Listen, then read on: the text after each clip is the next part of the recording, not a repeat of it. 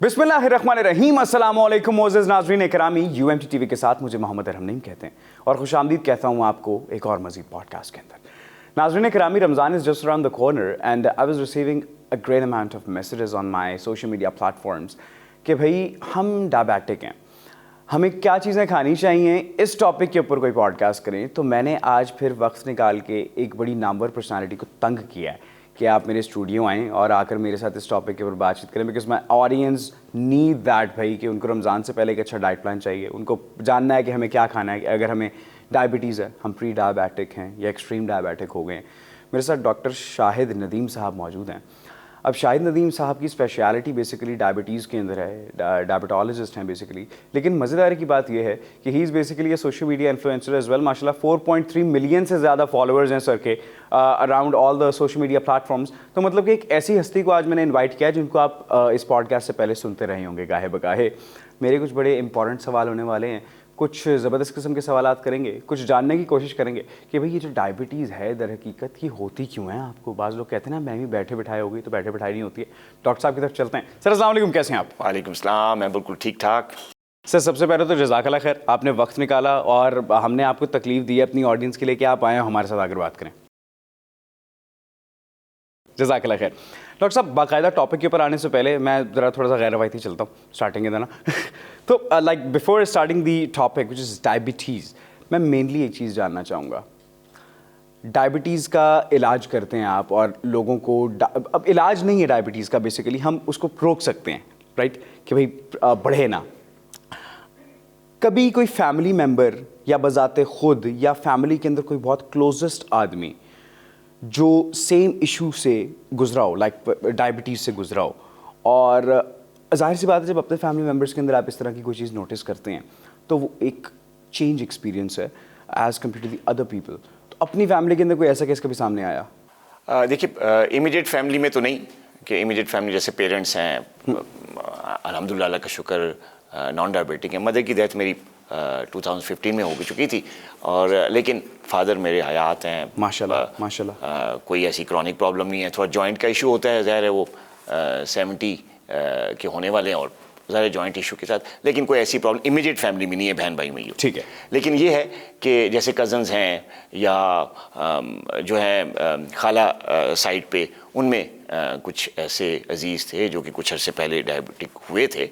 और जब इस किस्म के रिश्तेदार जब हों, घर से प्रेशर पड़े कि जी तुम दूसरों को देख रहे हो और अपने घर वालों को नहीं देख रहे अच्छा, ये इशू भी होता है और बार बार बंदा तंग भी होता है, रूटीन थोड़ी खिचड़ी बन जाती है।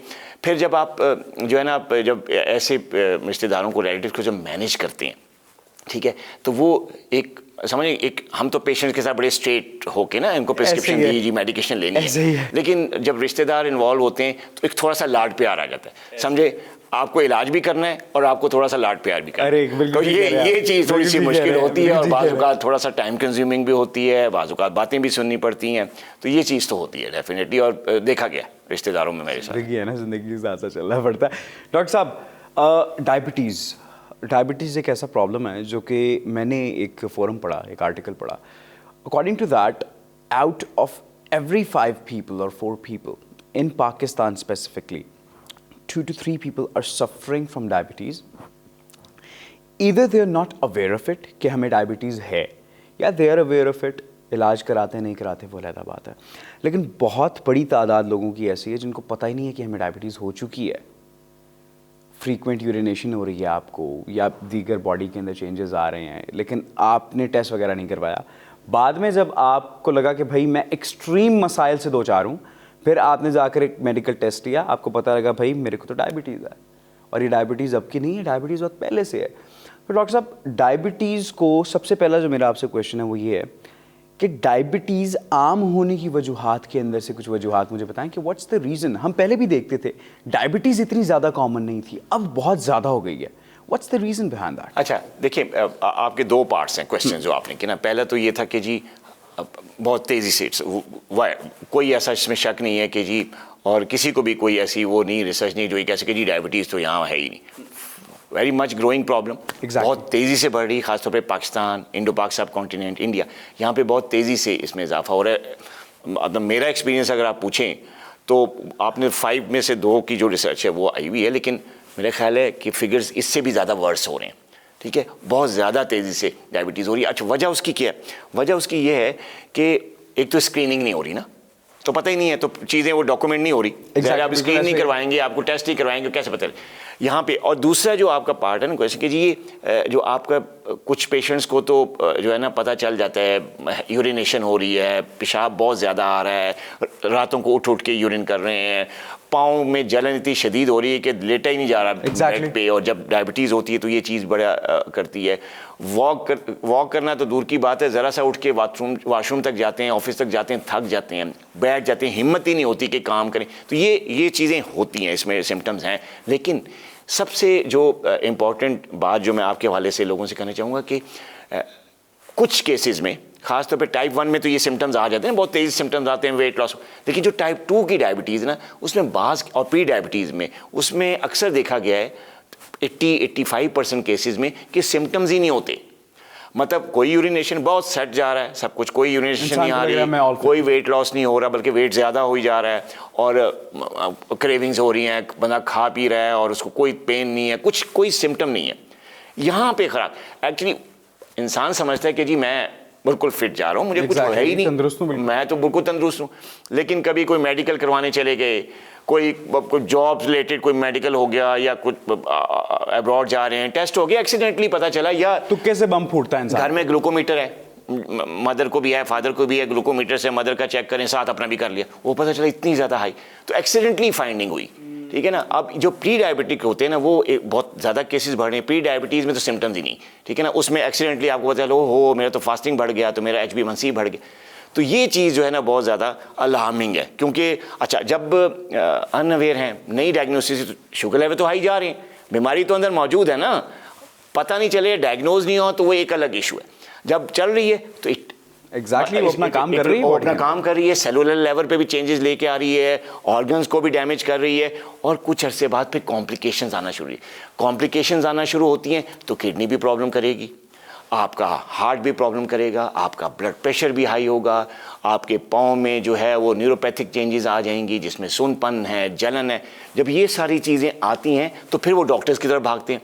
तो पता ये चलता है कि डायबिटीज़ तो थी, पता नहीं अब कब से थी, क्योंकि जो टेस्ट मैक्सिमम हमें बता सकता है रेंज वो है HbA1c, वो 3 मंथ्स का। इसके अलावा तो और कोई दुनिया में टेस्ट नहीं है जो हमें उससे पहले की ड्यूरेशन बता सके कि यार 6 महीने पहले या साल पहले, है ना। एक तो ज़ाहिर अब 3 महीने का तो डॉक्टर्स कहते हैं यार ये तो 3 महीने से चल रहा है प्रोसेस, उससे अब वो तो पता ही नहीं था, सिम्टम नहीं थे, डायग्नोज ही नहीं हो सका कि कब से चल रही है, फैमिली हिस्ट्री है लेकिन पता नहीं, ठीक है। तो अब वो कॉम्प्लिकेशन के साथ आए, अब कॉम्प्लिकेशन, किसी की किडनी डिस्टर्ब हो रही है, किसी का हार्ट प्रॉब्लम हो रहा है, किसी को न्यूरोपैथी डेवलप करेगी, तो फिर अब डॉक्टर्स को थोड़ा सा कि एक तो शुगर कंट्रोल करें, साथ में फिर कॉम्प्लिकेशंस को भी डील करें। तो एक तो स्क्रीनिंग का फुकदान है, सबसे बड़ी वजह ये है कि डायबिटीज़ जो मतलब मिस डायग्नोज किस्म के केसेस चल रहे हैं। फिर दूसरा पार्ट आपके क्वेश्चन का ये था कि क्या फैक्टर्स हैं, क्या अवामिल हैं कि जो केसेस बहुत ज़्यादा हो रहे हैं पाकिस्तान में। देखिए जो केसेस ज़्यादा हो रहे हैं ना पाकिस्तान में, पहले मैं अगर आज से 10 साल पहले की बात करूं तो डायबिटीज़ की 2 मेन टाइप्स हैं। वैसे तो बहुत ज़्यादा क्लासिफिकेशन है डायबिटीज़ की, टाइप 1 है, टाइप 2 है, लाडा है, मूडी है, लेकिन जो जनरली लोगों तक अवेयरनेस है वो है 2 तरह की टाइप्स की डायबिटीज़ होती है, एक टाइप 1 है, टाइप 2 है, ठीक है। टाइप 1 के केसेस कुछ साल तक तो नहीं थे इतने ज़्यादा, बहुत रेयर किस्म की बच्चों में, यंग लोगों में होती है टाइप 1 डायबिटीज़ को हम पहले जो है जुवेनाइल डायबिटीज़ भी कहते हैं। टाइप 1 डायबिटीज़ के केसेस बढ़ रहे हैं, ठीक है, ये बड़ा अलार्मिंग है। बच्चों में अब डायबिटीज़, छोटी उम्र के बच्चों में, यंग लोगों में, टीन एजर्स में टाइप 1 डायबिटीज़ हो रही है। सब आई हैव सीन बच्चे जो कि 15, 16 साल, 17 साल की उम्र के हैं, they are suffering from diabetes. Exactly. अच्छा अब जो टाइप 2 डायबिटीज़ है वो भी बहुत ज़्यादा, अब टाइप 2 में ज़ाहिर है प्री डायबिटीज़ पहली स्टेज, ठीक है ना, और फिर टाइप 2 डायबिटीज़, तो प्री डायबिटीज़, टाइप 2 डायबिटीज़ वो बहुत ज़्यादा बढ़ रही। अब उसमें जो रीजंस हैं जो टाइप 2 डायबिटीज़ के और प्री डायबिटीज़ के, वो डिफरेंट है, वो डिफरेंट फैक्टर्स हैं कि क्यों हो रही है, वजह क्या है। पहली सबसे पहली वजह है मोटापा, ओबेसिटी, ये पाकिस्तान में बहुत ज़्यादा प्रिवेल कर। अच्छा दूसरा फैक्टर, अब मोटापे की वजूहत हैं आगे कि क्यों बढ़ी, अर्बनाइजेशन, लोग ज़्यादातर जो है ना गाँव से उठ के अब शहरी इलाकों में आ गए हैं, यहाँ पे जॉब्स हो रही हैं, मतलब मॉडर्नाइजेशन हो रही है, लोग जो है ना वो अब फिजिकल वर्क से निकल के डेस्क जॉब्स पे आ गए हैं। मोबाइल आपने पकड़ लिया, पूरी दुनिया का कारोबार आप इधर ही बैठ के कर रहे हैं, ठीक है। अब वो क्या हो गया, सेडेंटरी लाइफस्टाइल हो रहा है, बैठे रहना, बस बैठे रहना है, शामिल ही नहीं है शामिल। तो वो चीज़ जो है ना, फिजिकल एक्टिविटी बिल्कुल खत्म होगी। ये दूसरा factor, obesity, loss of physical activity, जो कि अर्बनाइजेशन और मॉडर्नाइजेशन का सारा इफेक्ट हुआ वो। और तीसरा चीज़ ये है कि जो लाइफ में उसमें स्ट्रेसेस बहुत ज़्यादा आ गए, स्ट्रेसेस आ गए, और स्ट्रेसेस की वजह से आपके जो बॉडी में कुछ ऐसा मैकेनिज्म अल्लाह ताला ने बनाया है, कुछ हार्मोन, जिसको कॉर्टिसोल एक बड़ा फेमस हार्मोन है बॉडी में, जिसको हमें स्ट्रेस हार्मोन कहते हैं। तो इकोनॉमिकल स्ट्रेसेस, फैमिली स्ट्रेसेस, सारी प्रॉब्लम्स इंसान को टेंस कर देती हैं। जब एक कंटिन्यूस टाइम पीरियड के लिए इंसान जो है वो टेंस रहता है, अंडर स्ट्रेस रहता है, तो जो स्ट्रेस हार्मोन्स हैं वो निकलते हैं, वो क्या करते हैं, वो इंसुलिन रेजिस्टेंस करते हैं। अब इंसुलिन रेजिस्टेंस करते हैं, डायबिटीज़ हो जाती है, प्री डायबिटीज़ हो जाती है। ये तीसरा बड़ा फैक्टर है आजकल के दौर। चौथा बड़ा फैक्टर जो कि रीज़न बन रहा है ख़ासतौर पे टाइप 2 डायबिटीज़ की जो लोगों में इजाफा हो रहा है, वो ये है कि आपका जो है ना खाना पीना वो बड़ा अनहेल्दी हो गया। Exactly. खाना तो होता है इंसान, फास्ट फूड हो गए, फास्ट फूड हो गया, मतलब यानी अनहेल्दी कार्ब्स, जिसको हम सिंपल कार्ब्स कहते हैं। फिजी ड्रिंक्स तो हम ऐसे पीते हैं जैसे हमारे नलके से पानी आ रहा है और हमने उसको ग्लास में डाल के एग्जैक्टली यानी कोई खाना हमारा हजम ही नहीं हो रहा जब तक कोई सॉफ्ट ड्रिंक जो है पास ना हो। और ये मसला हम लोगों के साथ भी है, और ये यंग जनरेशन में ज़्यादा। यंग खाने के साथ एक बाइट जा रही होती है और दूसरे हाथ के साथ आपकी कोई ना कोई सॉफ्ट ड्रिंक लाजमी आपने भाई कंज्यूम करनी ही करनी है। ये फोर्थ इंपॉर्टेंट वजह है जो आजकल पाकिस्तान में। एक ये चीज़, दूसरा ये कि कुछ अनहेल्दी फैट्स भी लोग कंज्यूम करें, जिसमें मैं कहता हूँ कि ये जो प्रोसेस खाने ना, जिसमें आपका ये जो फ्रोज़न फूड्स हैं ये, प्लस आपके ये जो फास्ट फूड है ये। फ्रोज़न फूड भी इफेक्ट करता है।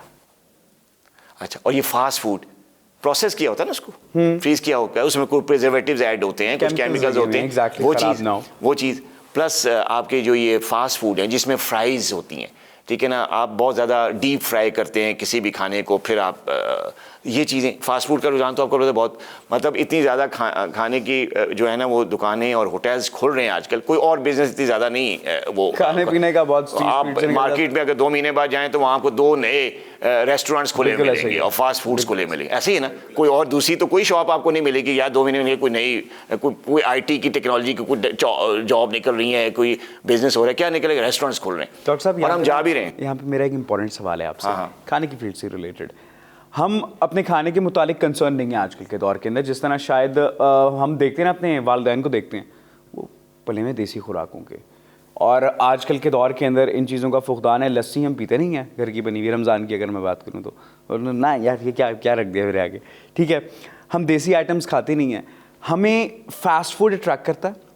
उसके साथ साथ एक बड़ी मैंने इंपॉर्टेंट चीज़ देखी है, ख़वातीन घर में रोटी नहीं बनाती, नान आते हैं घर के अंदर वो सोडे वाले, वो भी फैक्टर हो सकता है डायबिटीज? जी, बहुत बड़ा फैक्टर। देखें, ये जो आपके नान है ये क्या है, ये बेसिकली मैदा है। और मैदा कैसे बनता है कि आप जो खालिस गंदम है उसमें से आप चोकर जो है वो निकाल, यानी फाइबर निकाल देते हैं, दूसरे आसान लफ्जों में आम आदमी को समझ, कि आप आटे में से जब फाइबर निकाल देते हैं जो कि प्रॉपर खाना है, जिसके अंदर विटामिन हैं, जिसके अंदर मिनरल्स हैं, विटामिन E है, A है, वो निकाल दिया आपने क्या बीच में बचा, मैदा या चीनी, ठीक है। तो उससे तो ज़ाहिर है फिर आपको डायबिटीज़ का रिस्क फैक्टर बढ़ेगा और डायबिटीज़ होगी, और जो है अगर वो ये खाएंगे तो फिर क्या बात। अच्छा, अब ये जो आपका ये जो प्रोसेस खाने हैं और ये जो मैदे का इस्तेमाल है, ये वन ऑफ द रीज़न है बिहाइंड ये। जैसे मैंने आपको कहा, ये भी एक बहुत बड़ी वजह है जो आपने जिक्र किया कि जी ये जो डायबिटीज़ के केसेस बढ़ गए।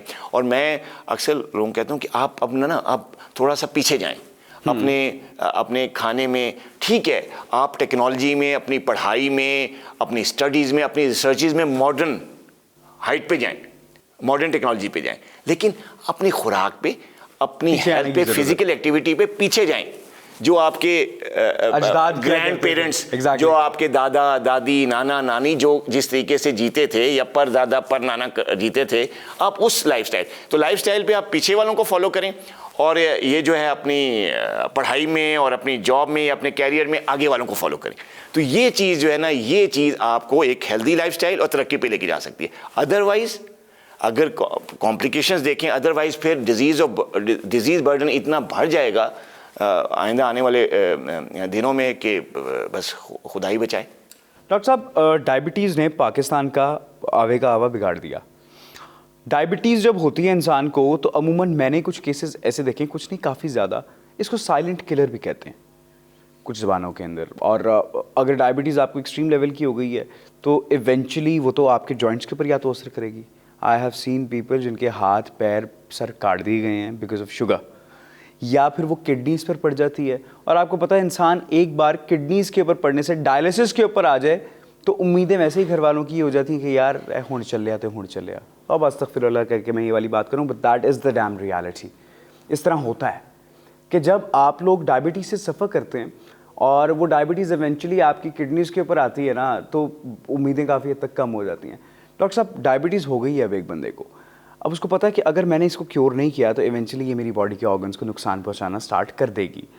अब आपको डायबिटीज़ हो गई है, अब आपको पता है there is no way back, फिर कैसे आप फैसिलिटेट करते हैं पेशेंट्स को कि भाई अब तो चलना है इनके साथ? हाँ, देखिए यहाँ पे एक बड़ी अच्छी आपने स्टेटमेंट दी कि यार यहाँ पे जो है ना, जब डायबिटीज़ हो जाती है तो उसके साथ साथ बाद में फिर कॉम्प्लिकेशंस आती हैं, जैसे किडनी का बहुत कॉमन हो रही है आजकल, किडनी की प्रॉब्लम्स बहुत ज़्यादा कॉमन हो रही हैं। लोग डायलिसिस पे जा रहे हैं, पहले नहीं होता था मशीन्स वाली जो हमारे हॉस्पिटल्स में जो है ना डायलिसिस यूनिट खाली पड़े होते थे।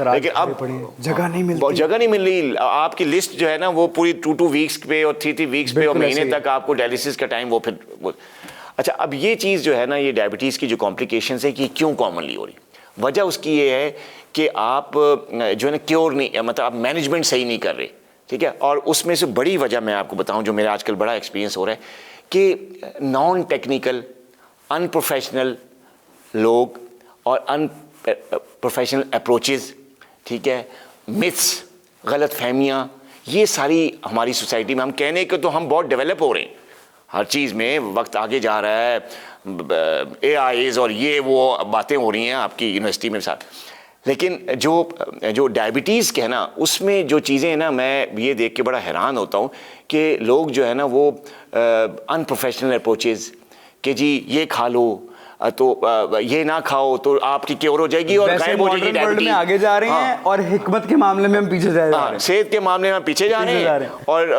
अपने कैरियर के मुकाबले में या साइंस के मुकाबले हम ज़्यादा आगे जा रहे हैं। लेकिन अब ये कितना बड़ा वो है कि आपकी देखिए मेडिकल साइंस ने बहुत ज़्यादा तरक्की कर ली, बहुत ज़्यादा तरक्की कर ली है, लेकिन वो तरक्की जो है वो हमारी खासतौर पाकिस्तान में नज़र नहीं आ रही। क्यों? कि ये जो अनप्रोफेशनल लोग हैं वो जिनको मैं क्वैक्स कहता हूँ, मैं उनको क्वैक्स कहता हूँ, और मैंने कुछ सिंस 2012 से मैं इनके खिलाफ आवाज़ उठा रहा हूँ कि यार देखो, अगर तुम्हारा अपना रिलेटिव जो है बीमार होता है, उसको डायबिटीज़ होती है, तो तुम तो मेरे पास लेके आते हो, हैं, ठीक है, और तुम लोगों को जो है अनएथिकल प्रैक्टिसेस पे लेके आ रहे हो, ऐसी स्टेटमेंट्स दे रहे हो कि जी आप ये छोड़ दें, वो छोड़ दें, करेले का पानी पी लें, भिंडी का जूस निकाल के पी लें तो डायबिटीज़ गायब हो जाएगी। कहते हैं विटामिन सी की डोज ले लें ज़्यादा हाई डोज में तो आपकी शुगर गायब हो जाएगी क्योंकि इन्फ्लेमेटरी। यार मैं हैरान होता हूँ कि ऐसी स्टेटमेंट्स जिनका मेडिकल साइंस से कोई ताल्लुक नहीं, वो स्टेटमेंट्स देने का तुक भी कोई नहीं बनता। हाँ, यहाँ मतलब किसी हेल्थ अथॉरिटी से अप्रूव चीज़ नहीं है, कोई FDA अप्रूव चीज़ नहीं है, ऐसी अनएथिकल प्रैक्टिसेस सोसाइटी में बताई जा रही हैं लोगों को और लोग उस पर आ रहे हैं, लोग कर रहे हैं। आप बिलीव करें, मेरे पास ना एक दोस्त का मेरे मैसेज आया, मैंने किसी वक्त के अंदर ना एक जनाब से मुलाकात की थी लाहौर प्रेस क्लब के अंदर। वो जनाब बग़ैर ना उसके बग़ैर मेडिकेशन के इलाज करते थे डायबिटीज़ का। और भाई मुझे इनका नंबर चाहिए, आपकी मेहरबानी, मैं इनके नंबर के लिए 50,000 रुपये पे कर दूंगा ना। आई वाज लाइक क्या मतलब कि यार वो हम मेडिकेशन नहीं कराना चाहते, हमें बस उनसे इलाज करवाना है। और इवेंचुअली सर आउटकम ये निकला, नंबर मेरे पास था, मैंने उसको ऐसे ही दे दिया। इवेंचुअली आउटकम ये निकला कि वो डायबिटीज़ क्योर करने के चक्कर के अंदर जब मेरी अगले महीने उससे बात हुई तो उसने कहा यार हम तो हॉस्पिटल आए हुए हैं, मैं तो मेयो हॉस्पिटल आया हूँ अबू को लेके, और उनकी किडनीज़, मैंने किडनी वाला जो जिक्र किया आपसे इसी वजह से किया कि भाई वो शुगर जो है उनकी किडनीज़ के ऊपर आ गई है, वो उनके डायलिसिस हो रहे हैं। And I was shocked. मैंने कहा ये अंजाम है कि जब आप एक प्रॉपर, सर देखें हर चीज़ दुनिया के अंदर एक रीज़न के लिए है। गाड़ी का मैकेनिक है, अब वो गाड़ी का काम करेगा ना। अब मैं अपनी गाड़ी को लेकर चला जाऊँ AC के मैकेनिक के पास, यार देखना यार मेरा इंजन काम नहीं कर रहा, ज़रा इसको देख लो, तो ये तो बिल्कुल एक ना समझ के अंदर आने वाली बात होती है। तो ऐसे लोगों को कोई पैगाम दें, इनको क्या करना चाहिए? मुझे तो लग रहा है एजुकेशन का इस्तेमाल नहीं कर रहे हैं हम। देखिए, आपको जब डायबिटीज़ अगर आपको है या आपके किसी जानने वाले को है, आपके दोस्त को है, तो प्लीज़ उसको मशवरा दें। अगर आपको है तो आप भी यही करें जो मैं कहने जा रहा हूँ, किसी प्रोफेशनल ऐसे डॉक्टर के पास जाएं जिसका इस फील्ड में एक्सपीरियंस है, exactly. उसने सारी उम्र इसको प्रैक्टिस में गुजारी, उसने सारी पढ़ाई इसमें की है, और आप उसको छोड़ के जो है आप जो है वो 2 महीने पहले जो है वो एक आवाज़ सोशल मीडिया पे किसे लगाई कि जी आप जो है ना, आप भिंडी को इस तरीके से पका के खा लें और आप करेले का इस तरीके से जूस जो है सुबह निहार मुँह ले लें तो आपकी डायबिटीज़ जो है वो गायब हो जाएगी जनाब, वो बिल्कुल ज़िंदगी से निकल जाएगी। मैं सर पकड़ के बैठ गया। मेरे पास टाइम तो इतना होता नहीं, मीडिया के साथ हमारी बहुत बिजी लाइफ होती है, तो मैंने कोई संडे में मेरे बेटे ने ला के मुझे मोबाइल दिया कि ये आप एक वीडियो, मैंने कहा टाइम नहीं, कहते देखें सही, तो मैं देख के मैं सर पकड़ के बैठ गया बेटा, और मेरा बेटा भी देख रहा था कि यार ये क्या हो गया पापा को, सर पकड़ के बैठे, पापा क्या हो गया, सर में कुछ हो गया। मैंने कहा नहीं, मैं ये स्टेटमेंट जो तुमने मुझे वीडियो दिखाई है, मैं ये हैरान हूँ, सर पकड़ के बैठ गया हूँ, मैं डायबिटोलॉजिस्ट हूँ, और मेरे सामने आजकल पाकिस्तान में, अब मैं क्या कह सकता हूँ, अल्लाह से दुआ ही कर सकता हूँ। 25 साल के एक्सपीरियंस के अंदर भाई आज तक कोई ऐसी स्टेटमेंट ना देगी, भिंडी खा लो तो तुम्हारी शुगर खत्म हो जाएगी। और आजकल ये बहुत से, और ये जो किडनी डैमेज और ये जो chronic kidney disease, neuropathy, heart problems, retinopathy, आंखों के पर्दे का डिफेक्ट, स्ट्रोक क्यों बढ़ रहे हैं, समझ आइए आपको reason behind this. Dietary factor, वो सारा जो मैंने जिक्र किया वो तो हैं, वो तो एक रिसर्च बेस्ड बात है जो मैंने आपको बताई। हमारी गलत चॉइसेस हैं सर। हाँ। हम प्रोफेशनलिज्म को छोड़कर हम जाते हैं वही आप वाली बात कि हम मॉडर्न एरा के ना तो आगे जा रहे हैं, लेकिन हम डॉक्टर्स को छोड़ के हकीमों की जाने जाते चले जा रहे हैं, ना चाहते हुए भी। वो जाली आमलियों वाला काम हो गया ना यार, आपका बिल ज़्यादा आ रहा है, ये तावीज़ लटका दो बिजली के मीटर के ऊपर, आपका बिजली का बिल कम आएगा। वो ये सिलसिला हो गया, यही सब कुछ चल रहा है। डॉक्टर साहब, हमने इन द रीसेंट टाइम्स कुछ ऐसी चीज़ें भी ऑब्जर्व की हैं कि कुछ लोगों को शुगर होती है हाई, कुछ को हो जाती है लो। अब high sugar is dangerous, but what I have personally observe कि लो शुगर मुझे ज़्यादा डेंजरस लगती है, पता नहीं क्यों। Like for example someone is working in the kitchen, कोई खातून किचन के अंदर काम कर रही है, आपको डायबिटीज़ है और आपकी शुगर लेवल लो होता है, और आपका शुगर लेवल लो हो जाता है, आप सडनली फेट हो जाते हैं, कोई घर के अंदर मौजूद नहीं है, ये ज़्यादा डेंजरस है। तो ये जो शुगर लो होने का मसला है, इसको किस तरह से डील किया जाता है? बहुत ही इंपॉर्टेंट, डायबिटिक पेशेंट के वाले से बड़ा इंपॉर्टेंट क्वेश्चन, और आई अप्रिशिएट योर अप्रोच। ये हाइपोग्लाइसीमिया जो टेक्निकली जो शुगर लेवल लो हो जाती है, चाहे वो डायबिटिक में हो जाती है या कभी कभी आम बंदे में भी जो है हो जाती है, जब शुगर लेवल एक ख़ास लेवल जो है ना फिगर से नीचे जाता है, उसको कहते हैं 70 मिलीग्राम। ठीक है। 70 मिलीग्राम पर डेसीलीटर अगर ब्लड में शुगर लेवल कम हो तो इसको हम कहते हैं हाइपोग्लाइसीमिया। और ये एक बहुत ही ज़्यादा ख़तरनाक किस्म की, डेंजरस किस्म की, लाइफ थ्रेटनिंग किस्म की कॉम्प्लिकेशन है जो डायबिटिक्स में देखी जाती है, और ख़ास तौर पे उन डायबिटिक्स में जो कि इंसुलिन पे हैं, जो कि इंसुलिन पे हैं और किसी भी वजह से डॉक्टर से दूर हैं, ठीक है, अब मतलब समझे सही तरह मैनेज नहीं कर रहे, ना मॉनिटर कर रहे हैं अपनी डायबिटीज़ को और ना मैनेज कर रहे हैं, डॉक्टर से दूर हैं, साल पहले दिखाया था, अब बस वो इंसुलिन जो दे दी तो वो चल रही है, ना उसके यूनिट्स को ऑल्टर किया गया, ना लाइफस्टाइल के साथ उसको इनकॉर्पोरेट किया, तो ज़ाहिर ये। अच्छा, अब होता क्या है, जब हाइपोग्लाइसीमिया होता है इट्स लाइफ थ्रेटनिंग। शुरू में तो आपको हाइपोग्लाइसीमिया में ठंडे ठंडे पसीने आएंगे, बंदे को थोड़ी सी भूख लगेगी, वो कहते यार चलने दो, शायद कोई गर्मी लग रही है, क्या किचन में काम करी खातून, पसीना आया, भूख सी लगी, कुछ नहीं है, पानी पी लिया ये वो। अब इधर भी अगर करेक्शन नहीं हुई तो आहिस्ता आहिस्ता कंडीशन मजीद वर्स होती है, शुगर लेवल मजीद डाउन होता है। उस वक्त क्या होता है कि आंखों के आगे अंधेरा सा आने लगता है, चक्कर से आने लगते हैं, ठीक है, पसीना तो पहले ही जा रहा था, कपड़े गीले हुए में कोल्ड स्वेटिंग होती, कोल्ड स्वेटिंग, ठंडे पसीने आते हैं हाइपोग्लाइसीमिया में, ये आप याद रखें। घबराहट के जुमरे के जब आप डिफ्रेंशिएट करते हैं, खासतौर पर रिलेटिव्स घर में हैं और आपके किसी डायबिटिक रिश्तेदार के बच्चे को या बड़े को, अब्बू को, अम्मी को शुगर लेवल लो हो रही है, तो आपने क्या, हाइपोग्लाइसीमिया है तो फ़ौरन उसके सर पे हाथ लगाएं, माथे पे। अगर हॉट है, पसीना आ रहा है, अगर तो माथा गर्म है तो इट्स अ हॉट स्वेटिंग, ये नहीं होती, फिर शुगर लेवल हाई ही होगा, हाई में हो जाती है, ठीक है, लो नहीं होगा। लेकिन जैसे आप हाथ लगाएं ठंडे में, ठंडा कोल्ड स्वेटिंग, माथा ठंडा है, पसीने बहुत ज़्यादा आ रहे हैं, आप पूछ उसको कुछ रहे हैं, जवाब आगे से कुछ और आ रहा है, वो डिसओरिएंटेड है, तो कंडीशन वर्स हो रही है। और अभी भी अगर आप उसको मीठा नहीं देंगे, कोई स्वीट ड्रिंक नहीं देंगे, उसको मेडिकली एड नहीं देंगे, तो मज़ीद वर्स होगा और क्या होगा एंड पे कॉमा, बेहोशी, फिर उठा के हॉस्पिटल लेके जाओ, वहाँ पे फिर ड्रिप्स और जो है ना वो देते हैं सारा इलाज और फिर ज़िंदगी सेव होती है। अगर इस लेवल पे भी ना ट्रीट किया जाए तो फिर डेथ है।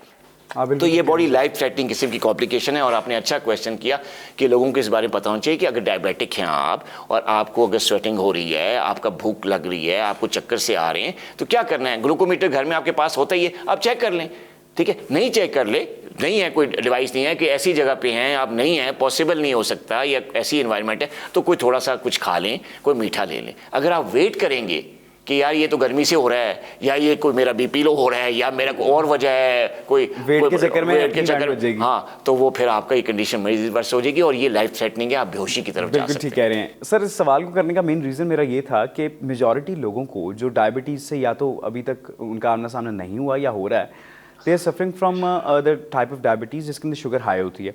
हम भी यही सुनते आए हैं, यार शुगर हाई है, मैंने फास्टिंग के अंदर टेस्ट करवाया था, फलां है, ढिमकाना है। तो ये जो टर्म अभी आपने इस्तेमाल की, व्हाट वाज दैट? हाइपोग्लाइसीमिया के मुतालिक लोगों को जो कि नए नए डायबिटीज़ की फील्ड के अंदर आ रहे हैं ना, अभी मतलब नया नया उनको हो रही है, उनको नहीं पता इन चीज़ों के मुतालिक। सर इंसुलिन पे आऊँगा मैं। इंसुलिन हमने देखा है कि एक जब तक इंसान जिंदा है इंसान के साथ रहती है, अगर उसको इंसुलिन पे लगा दिया गया है या उसको इंसुलिन की ज़रूरत है।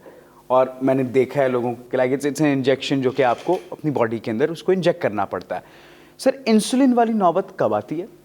इंसुलिन किन कंडीशंस के अंदर यूज़ होती है?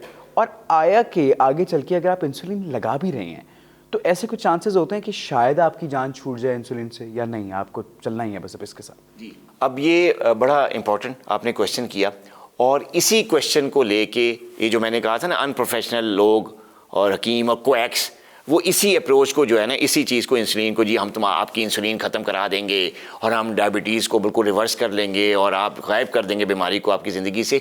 ये इसी स्टेटमेंट को, इसी अप्रोच को, इंसुलिन के छुड़ाने की अप्रोच को जो है ना, लोग गलत इस्तेमाल कर रहे हैं। सर मंजन की मार्केटिंग है ना, मार्केटिंग कर रहे हैं। हाँ, अपना मंजन बेच रहे हैं exactly. और लोगों की ज़िंदगी से खेल रहे हैं। अच्छा, अब ये जो जहाँ तक टेक्निकल बात जो आपने पूछी कि जी ये जो इंसुलिन है, देखें इंसुलिन जो है वो टाइप 1 डायबिटीज़ में दी जाती है।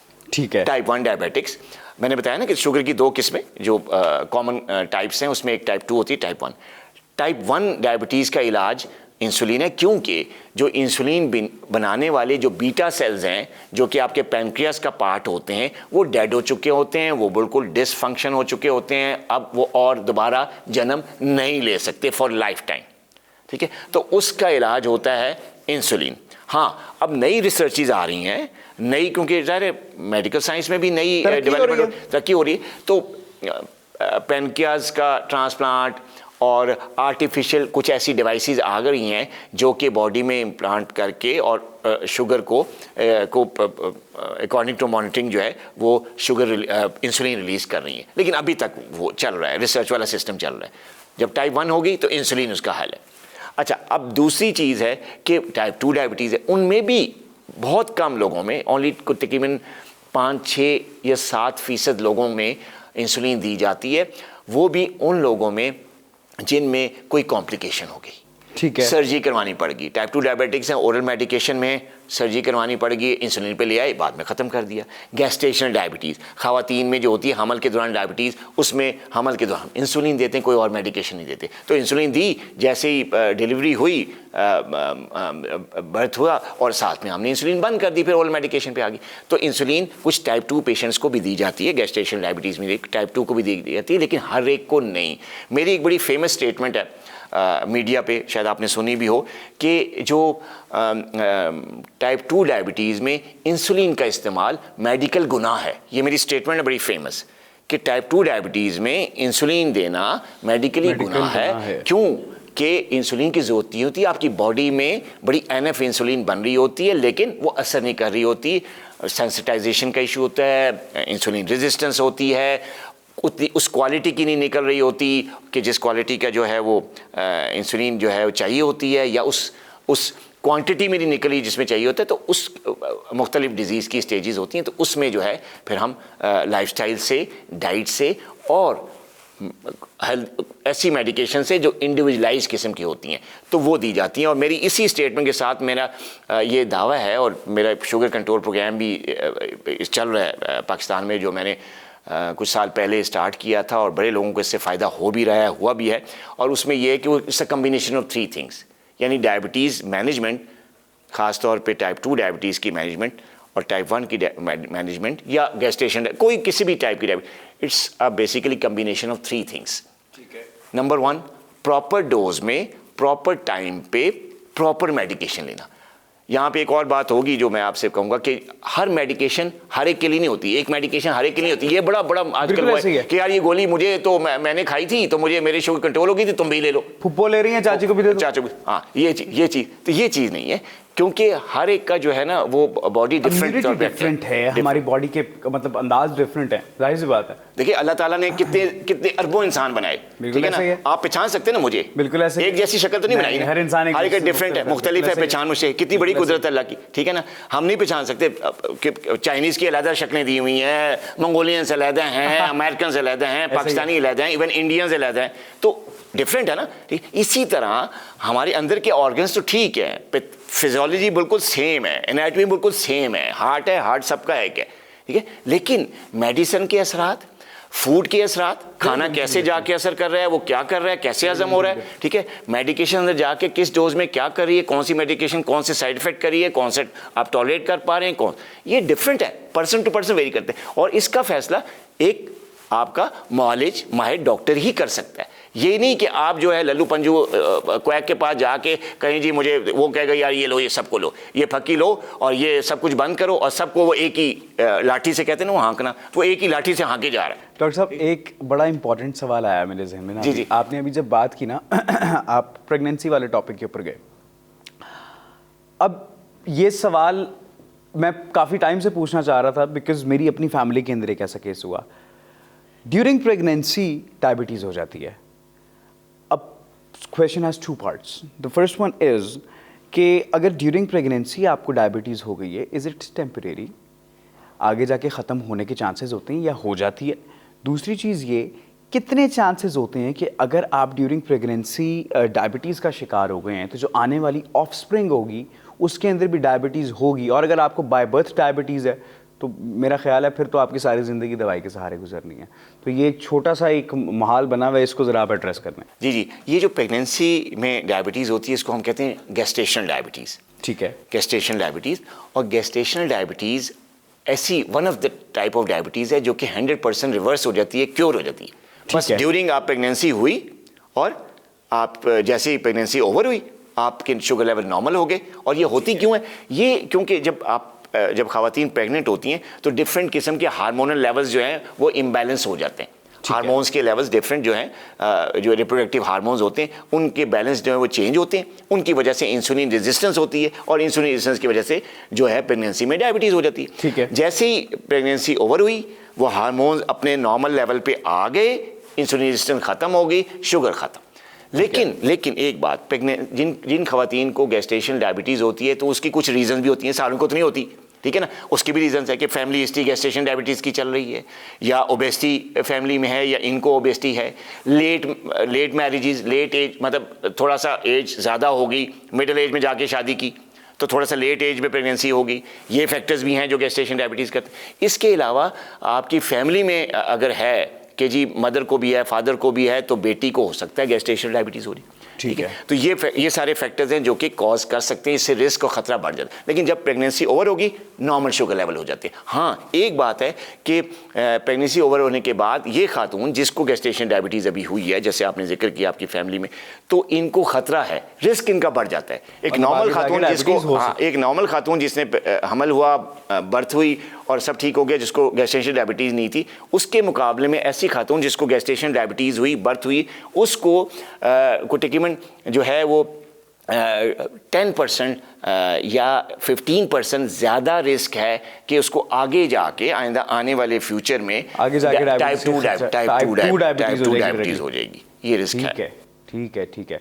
डॉक्टर साहब, आज के पॉडकास्ट का मकसद आपसे इन्फॉर्मेशन लेना था, वो हमने ले ली, और अब मेरी दुआ ये है कि जिन लोगों तक ये पैगामात गए हैं ना वो इनके ऊपर अमल करें, क्योंकि आज का पॉडकास्ट कुछ थोड़ा सा मैं अपने लिए भी आपके साथ करना चाह रहा था, because my father got recently pre diabetic, तो उस चीज़ की वजह से एंड आप जैसे लोग जो कि इंसानियत की खिदमत कर रहे हैं ना, लोगों को फैसिलिटेट कर रहे हैं, सर आपको सल्यूट है हमारा। जज़ाकल्लाह खैर, आप आज तशरीफ़ लेकर आए, हमसे बड़ी बेहतरीन बातचीत आपने की, थैंक यू सो मच, बहुत बहुत शुक्रिया। थैंक यू, अस्सलाम वालेकुम। डायबिटिक कंडीशंस के ऊपर आज कुछ हमने इनकाउंटर किया है, ठीक है। डायबिटिक कंडीशंस के ऊपर कुछ सवालात की बौछार की हमने, और डॉक्टर साहब ने क्या बेहतरीन तरह से तमाम तर सवालात के हमें जवाब दिए। अगर आपको डायबिटीज़ है, जहन से ये खदशात निकालने मैं किसी हकीम के पास जाऊँगा तो मेरी डायबिटीज़ ख़त्म हो जाएगी, मेरा पुनर्जन्म हो जाएगा, वो एक टर्म इस्तेमाल होती है हिंदी के अंदर। भाई ये देखें यार, मेहरबानी है आपकी, be practical and just focus on the scientific knowledge. Science किसी वजह से तरक्की कर रही है। ढेर सारी दुआओं के साथ अपना बहुत सारा ख्याल रखिएगा। अपने मेज़बान मोहम्मद अरहम नईम को दीजिए इजाज़त। अल्लाह ने के बाद।